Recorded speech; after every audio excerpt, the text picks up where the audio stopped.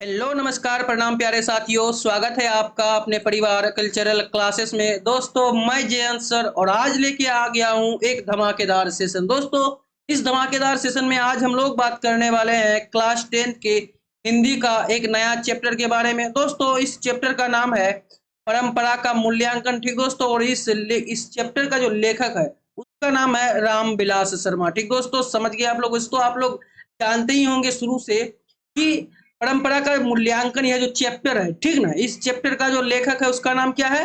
राम विलास शर्मा है। ठीक दोस्तों, तो आज हम लोग पढ़ने वाले हैं इस चैप्टर के वस्तुनिष्ठ प्रश्न को, जो कि आपके एग्जाम के लिए बहुत ही ज्यादा महत्वपूर्ण होने वाला है। ठीक ना, तो चलिए बिना विलंब किए हुए क्लास को शुरू करने से पहले अगर आप लोग इस चैनल पर नए हैं तो चैनल को सब्सक्राइब करके बेल वाला आइकन हिट कर दीजिएगा और साथ ही साथ इस वीडियो को अपने दोस्तों के साथ शेयर कर दीजिएगा। ठीक दोस्तों, आप तो सीखते ही हैं, साथ ही साथ आप अपने दोस्त को भी सिखाइए इस चैनल के जरिए। ठीक ना, चलिए आगे बढ़ते हैं, देखते हैं एक एक प्रश्न को। अगर आप लोग एक एक प्रश्न का उत्तर जानते हैं तो आप फटाफट से क्या कीजिएगा कि कमेंट में इसका आंसर देने की कोशिश कीजिएगा, अन्यथा मैं आपको प्रश्न के साथ साथ ही कुछ ही क्षण में आपको आंसर बताने की प्रयास करूंगा। ठीक ना दोस्तों, चलिए आगे बढ़ते हैं बिना विलंब किए हुए और देखते हैं एक एक प्रश्न को, जो कि बहुत ही महत्वपूर्ण होने वाला है आपके बोर्ड के एग्जाम में। ठीक ना, चलिए शुरू करते हैं, शुरू कर दे। चलिए पहला प्रश्न है, आइए देखते हैं पहला प्रश्न क्या है हम लोगों के पास कि परंपरा का मूल्यांकन किसकी कृति है। यानी कि प्रश्न का कहने का तात्पर्य यही है कि परंपरा का मूल्यांकन, ठीक ना, यह परंपरा का मूल्यांकन यह शीर्षक है और यह किसकी कृति है, इसको किसने लिखा है। तो दोस्तों अभी हम लोग कुछ क्षण पहले ही चर्चा किए हैं, इसका जो लेखक है उसका नाम है रामविलास शर्मा। ठीक दोस्तों, समझ गए आप लोग। चलिए तो आप लोग सभी जानते ही होंगे, तो इसका आंसर हो जाएगा ए नंबर का विकल्प, यानी कि रामविलास शर्मा। ठीक दोस्तों, समझ गए यहाँ तक। चलिए आगे बढ़ते हैं, देखते हैं दूसरा प्रश्न, जो कि आपके एग्जाम के लिए तो बहुत ही महत्वपूर्ण है ही। तो चलिए देखते हैं दूसरा प्रश्न क्या है हम लोगों के पास। तो दोस्त लोग दूसरा प्रश्न है, दूसरा प्रश्न यही है क्या भैया, ये देखते हैं कि प्रगतिशील आलोचना का विकास होता है किससे होता है? धर्म के ज्ञान से, या फिर साहित्य की परंपरा के ज्ञान से, या फिर कला के ज्ञान से, या फिर इतिहास के ज्ञान से। दोस्तों अगर आप लोग जानते हैं इस प्रश्न का उत्तर तो आप क्या कीजिए कि फटाफट से कमेंट में इसका आंसर बताने की कोशिश कीजिएगा, अन्यथा हम जो है आपको इसका आंसर बताएंगे क्या कि प्रगतिशील आलोचना का जो विकास होता है वह साहित्य की परंपरा के ज्ञान से होता है। ठीक दोस्तों, समझ गए। साहित्य अपने आप में बहुत ही पावरफुल चीज होता है, ठीक ना दोस्तों, साहित्य की परंपरा के ज्ञान से। ठीक, अगर आपके अंदर साहित्य का ज्ञान है तो आप समझ लीजिए कि आप बहुत बड़े क्या है, साधक है एक। ठीक दोस्तों, कुछ भी कर सकते हैं। ठीक ना, समझ गए आप लोग। चलिए आगे बढ़ते हैं, देखते हैं दूसरा प्रश्न, जो कि ये रहा आपके स्क्रीन पे। ठीक दोस्तों, चलिए तीसरा प्रश्न है, प्रश्न कह रहा है कि परंपरा का मूल्यांकन पाठ के रचनाकार कौन है। तो दोस्तों आप लोग सभी जानते हैं एक ही प्रश्न आपको किस तरीके से पूछ सकता है, आपको खुद भी नहीं पता है। ठीक दोस्तों, इसलिए कह रहे हैं कि एक एक प्रश्न को ध्यान दीजिए। अभी कुछ क्षण पहले इसकी हम लोग चर्चा की है, यानी कि पहला प्रश्न पे वही चर्चा किए हैं कि परंपरा का मूल्यांकन जो शीर्षक है इसकी, यह किसकी कृति है, यानी कि इसका रचनाकार कौन है। ठीक, इसका लेखक कौन है यह भी पूछ सकता है आपको, उसका रचनाकार कौन है यह भी पूछ सकता है। ठीक, और आते जाएगा, जैसे जैसे आते जाएगा वैसे वैसे हम जो आपको है शानदार तरीके से बतलाने की कोशिश करेंगे और आप जो है शानदार तरीके से समझने की कोशिश कीजिएगा। ठीक दोस्तों, यानी कि परंपरा का मूल्यांकन ये जो पाठ है इसका रचनाकार, इसके रचनाकार है रामविलास शर्मा जी। ठीक दोस्तों, समझ गए आप लोग यहाँ तक। चलिए आगे बढ़ते हैं, देखते हैं 7 नंबर का प्रश्न, जो कि आप 4 नंबर का प्रश्न जो कि आपके स्क्रीन पे साक्षात प्रस्तुत है। तो दोस्तों हम आपको एक चीज बताना चाहते हैं, प्रश्न है कि तार सप्तक में कितने कवियों की कविताएं संग्रहित हैं। तो दोस्तों हम आपको बता दें कि तार सप्तक में, ठीक दोस्तों, यह जो है बहुत प्रसिद्ध कविता है। ठीक ना, समझ गए आप लोग। तार सप्तक, अगर आप लोग अभी 10th में है, जाइएगा 12th में, तब भी आपको तार सप्तक देखने को मिलेगा। ठीक ना, बहुत ही प्रसिद्ध कृति। ठीक ना, समझ गए आप लोग। चलिए तार सप्तक में जो है कितने कवियों की कविताएं संग्रहित है। तो दोस्तों 7 कवियों की कविताएं संग्रहित है, किसमें है? तार सप्तक में है। ठीक दोस्तों, समझ गए यहाँ तक। चलिए आगे बढ़ते हैं, देखते हैं 5वां प्रश्न, जो कि आपके स्क्रीन पे ये रहा। तो दोस्तों 5 नंबर का प्रश्न है, प्रश्न कह रहा है भैया कि रामविलास शर्मा का जन्म कब हुआ था। तो दोस्तों हम आपको बताना चाहते हैं कि रामविलास शर्मा का जो जन्म हुआ था वह 10 अक्टूबर 1912 ईस्वी को हुआ था। ठीक दोस्तों, हो गया याद आपको? रामविलास शर्मा का जन्म कब हुआ था? 10 अक्टूबर 1912 ईस्वी को। ठीक दोस्तों, हो गया याद। चलिए अगर आपको याद हो गया तो फटाफट से इसका जो उत्तर है आप कमेंट में बताने की कोशिश कीजिए। ठीक, आपको तो याद हो ही गया, साथ ही साथ एक बार लिख देने से जो है और ही बेहतरीन तरीके से आपको याद हो जाएगा और माइंड में जो है बैठ जाएगा शानदार तरीके से। ठीक ना, समझ गए। चलिए आगे बढ़ते हैं, देखते हैं 6 नंबर का प्रश्न, जो कि ये रहा आपके स्क्रीन पे विकल्प के साथ। तो दोस्तों 6 नंबर का प्रश्न है, प्रश्न कह रहा है भैया कि साहित्य की परंपरा का पूर्ण ज्ञान किस व्यवस्था में संभव है। तो दोस्तों हम आपको बताना चाहेंगे कि साहित्य की परंपरा का पूर्ण ज्ञान जो है वह समाजवादी व्यवस्था में क्या है, संभव है। ठीक दोस्तों, हम लोग क्या पठित पाठ के हिसाब से हम लोगों को एक एक प्रश्न का उत्तर देना है। ठीक ना दोस्तों, समझ गए आप लोग यहाँ तक शानदार तरीके से।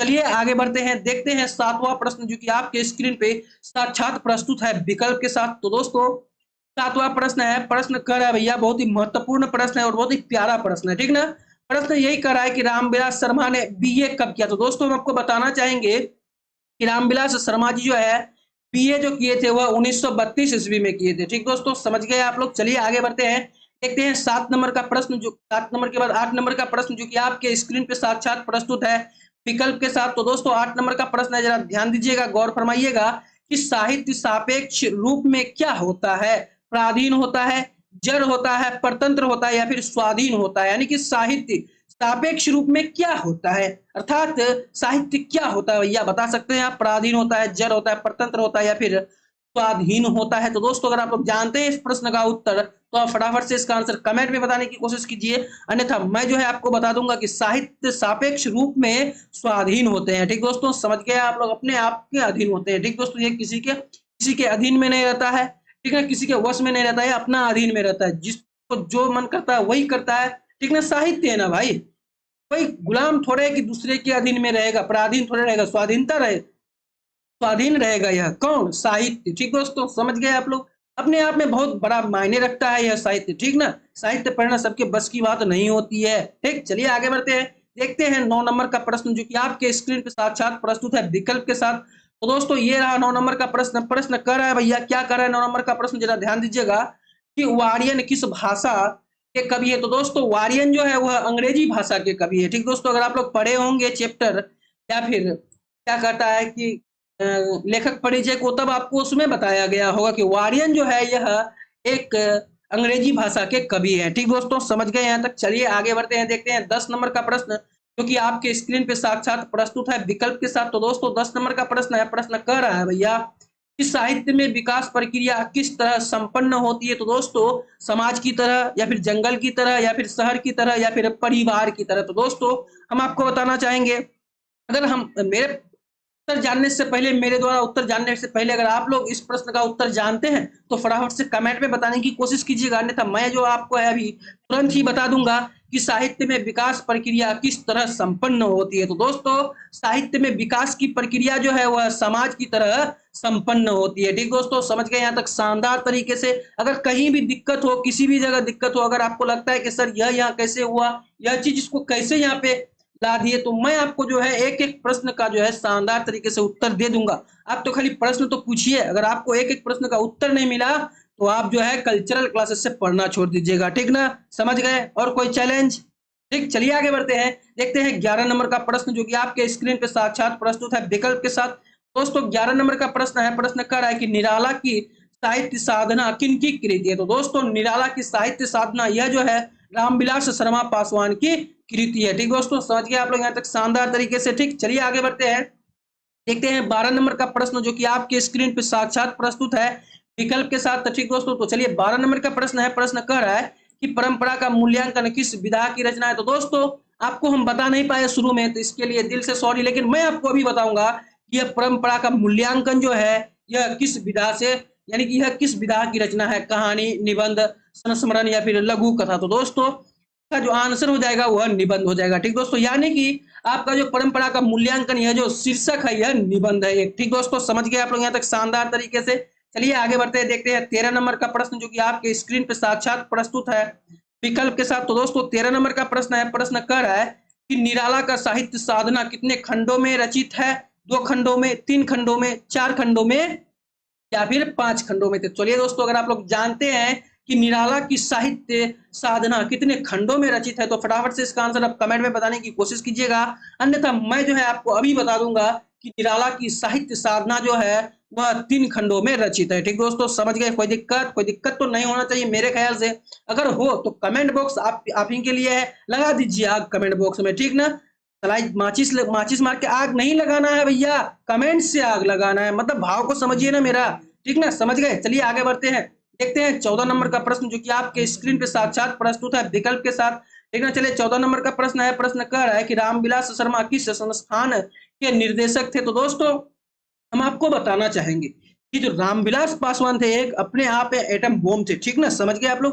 यानी कि रामविलास शर्मा अपने आप में बहुत ही एक पावरफुल व्यक्ति थे, ठीक? यानी कि रामविलास शर्मा किस संस्थान के निदेशक थे, यानी कि निर्देशक थे और निर्देश देते थे, भाई ऐसा करो वैसा करो, ठीक ना? ऐसा करने से अच्छा होगा, ठीक ना? तो वह जो निदेशक थे किस संस्थान के थे? तो के.एम. हिंदी संस्थान के निदेशक थे। कौन थे? रामविलास शर्मा थे। ठीक दोस्तों, समझ गए आप लोग यहाँ तक शानदार तरीके से? कोई दिक्कत? चलिए आगे बढ़ते हैं, देखते हैं 15 नंबर का प्रश्न जो कि आपके स्क्रीन पे साक्षात प्रस्तुत है विकल्प के साथ। तो दोस्तों चलिए 15 नंबर का प्रश्न है, प्रश्न कह रहा है कि प्रेमचंद और उनका युग किनकी रचना है? तो दोस्तों हम आपको बताना चाहेंगे कि प्रेमचंद और उनका युग जो है यह डॉक्टर रामविलास शर्मा की क्या है? रचना है। ठीक दोस्तों, समझ गए आप लोग? चलिए आगे बढ़ते हैं, देखते हैं 16 नंबर का प्रश्न जो कि आपके स्क्रीन पे साक्षात प्रस्तुत है विकल्प के साथ। तो दोस्तों 16 नंबर का प्रश्न है, प्रश्न कर रहा है कि एथेंस किस महादेश में है? तो दोस्तों एथेंस जो है आपका वह यूरोप में है। ठीक दोस्तों, समझ गए आप लोग यहाँ तक शानदार तरीके से? एथेंस एक जगह का नाम है, ठीक ना? और यह जगह है यह यूरोप में है। ठीक दोस्तों, समझ गए आप लोग यहाँ तक शानदार तरीके से?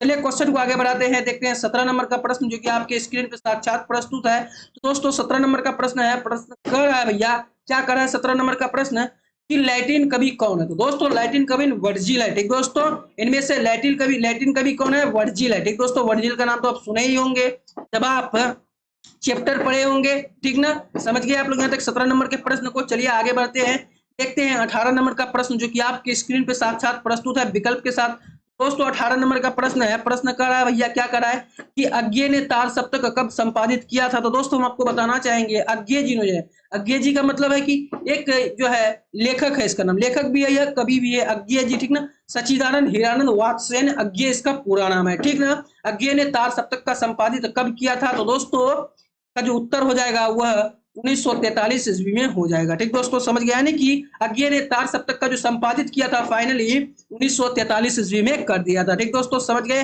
अगर आपको बैकग्राउंड कुछ साउंड आ रहा होगा तो इस पर आप लोग को ध्यान नहीं देना है, क्योंकि अभी यहाँ पे बाराती आया है, धूमधाम से शादी होगा, बहुत जो होगा होने दो, हम लोग तो पढ़ाई करेंगे अपना। चलिए आगे बढ़ते हैं, देखते हैं 19 नंबर का क्वेश्चन जो कि आपके स्क्रीन पे साक्षात प्रस्तुत है, ठीक ना? तो चलिए 19 नंबर का प्रश्न है, प्रश्न कर रहा है कि रामविलास शर्मा ने बीए किस विश्वविद्यालय से किया? तो दोस्तों हम आपको बताना चाहेंगे, अगर आप लोग मेरे बताने से पहले अगर आप लोग जानते हैं इस प्रश्न का उत्तर कि रामविलास शर्मा बीए किस विश्वविद्यालय से किया था, तो फटाफट से इसका आंसर आप कमेंट में बताने की कोशिश कीजिएगा, अन्यथा मैं जो है आपको अभी इसी वक्त आपको बता दूंगा कि रामविलास शर्मा ने जो है बीए किस विश्वविद्यालय से किया था। तो दोस्तों रामविलास शर्मा ने जो है लखनऊ विश्वविद्यालय से बीए किया था। ठीक दोस्तों, समझ गए यहाँ तक शानदार तरीके से? मेरे ख्याल से तो कोई दिक्कत नहीं होना चाहिए, अगर आपको दिक्कत हो तो कमेंट में बता सकते हैं, ठीक ना? चलिए आगे बढ़ते हैं, देखते हैं 20 नंबर का प्रश्न जो कि आपके स्क्रीन पे साक्षात प्रस्तुत है विकल्प के साथ। तो चलिए दोस्तों 20 नंबर का प्रश्न है, प्रश्न कर रहा है भैया, क्या कर रहा है प्रश्न, जरा ध्यान दीजिएगा, बहुत ही प्यारा प्रश्न है आपके आने वाले बोर्ड की परीक्षा के लिए। ठीक दोस्तों, चलिए 20 नंबर का प्रश्न है, प्रश्न कर रहा है रामविलास शर्मा ने लखनऊ विश्वविद्यालय से किस विभाग में अध्यापन कार्य किया था? संस्कृत में, हिंदी में, इतिहास में या फिर अंग्रेजी में? चलिए दोस्तों, अगर आप लोग जानते हैं इस प्रश्न का उत्तर तो फटाफट कमेंट पे इसका आंसर बताने की कोशिश कीजिए, अन्यथा मैं जो है आपको बताऊंगा कि रामविलास शर्मा ने लखनऊ विश्वविद्यालय के अंग्रेजी विभाग में अध्यापन कार्य किया था। किस विभाग में दोस्तों?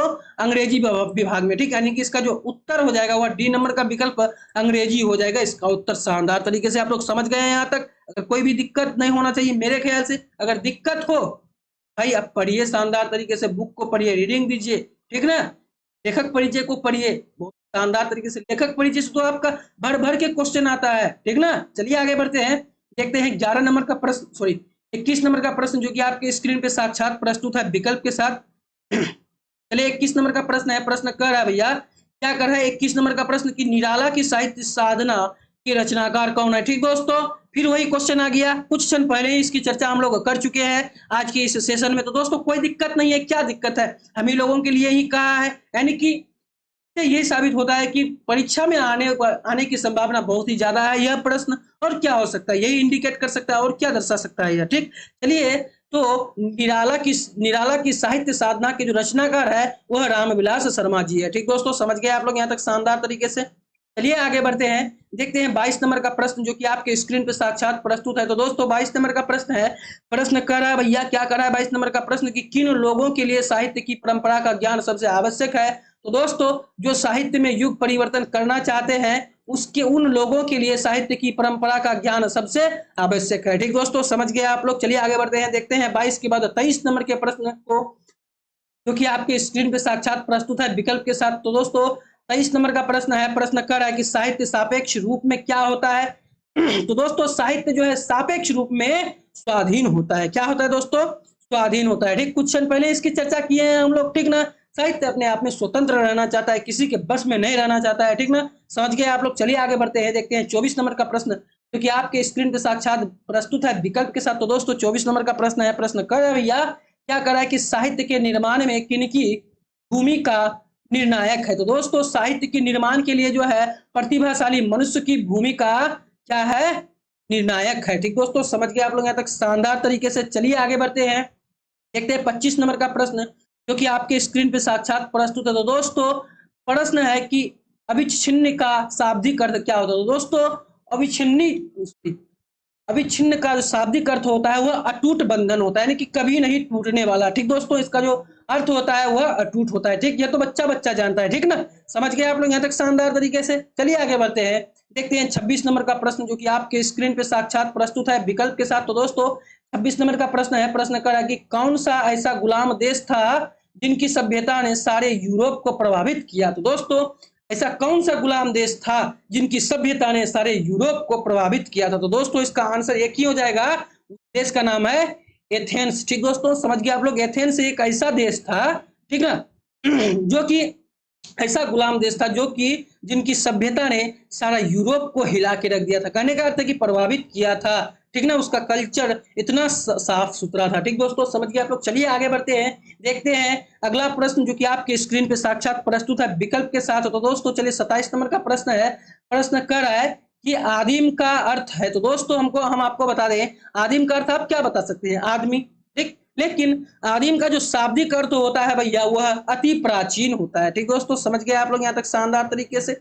आदिम का अर्थ क्या होता है? अति प्राचीन होता है, ठीक ना। समझ गए, कोई दिक्कत नहीं होना चाहिए मेरे ख्याल से। ठीक, चलिए आगे बढ़ते हैं, देखते हैं 28 नंबर का प्रश्न जो कि आपके स्क्रीन पे साक्षात प्रस्तुत है विकल्प के साथ। तो दोस्तों 28 नंबर का प्रश्न है, प्रश्न कर रहा है भैया, क्या कर रहा है जरा ध्यान दीजिएगा कि कह रहा है कि किस वर्ष की क्रांति के बाद रूसी और गैर रूसी जातियों के आपसी में बहुत बड़ा परिवर्तन हुआ। तो दोस्तों उस क्रांति को हम लोग जानते हैं 1917 की क्रांति के नाम से। ठीक दोस्तों, समझ गए आप लोग। यानी कि 1917 ईस्वी में, यानी कि 1917 ईस्वी में जो है क्रांति के बाद रूसी और गैर रूसी जातियों के आपसी में ठीक बहुत बड़ा परिवर्तन हुआ था। ठीक दोस्तों, समझ गए आप लोग। यह परिवर्तन क्या हुआ था आप जब बुक पढ़िएगा तब आपको जो है शानदार तरीके से पता चल जाएगा। ठीक दोस्तों, चलिए आगे बढ़ते हैं, देखते हैं आज के इस सेशन का सेकंड लास्ट प्रश्न को जो कि आपके स्क्रीन पे ये रहा विकल्प के साथ। ठीक दोस्तों, तो चलिए आज के इस सेशन का अंतिम और सेकंड लास्ट प्रश्न है, प्रश्न कर रहा है भैया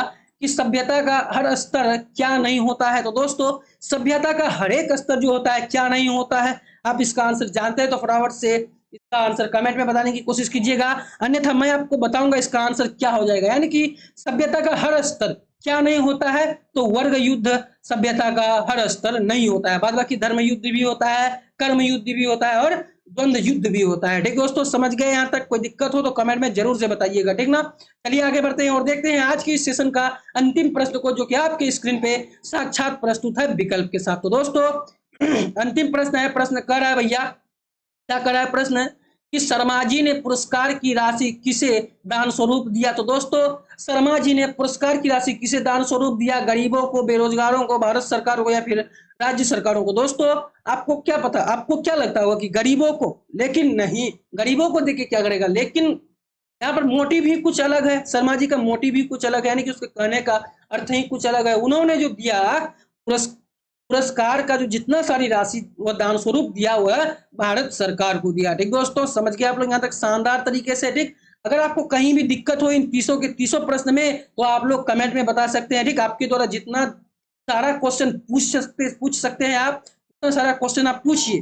अगर आपको एक भी प्रश्न का उत्तर नहीं मिले तब आप बोलिएगा, ठीक ना, समझ गए आप लोग। चलिए, आपको सिर्फ यहाँ पे 30 का 30 प्रश्न सिर्फ ऐसे ही छुच्छे पढ़ाया नहीं गया है, आपको इसके साथ साथ जो है आंसर भी दिया गया है शानदार तरीके से। देखिए यहाँ पे 30 के 30 प्रश्न का आंसर शानदार तरीके से दिया गया है। अगर आपको कहीं भी दिक्कत हो आंसर बनाने में तो यहाँ से आप देख सकते हैं और शानदार तरीके से अपने पढ़ाई को जो है जारी रख सकते हैं। ठीक दोस्तों, समझ गए आप लोग यहाँ तक।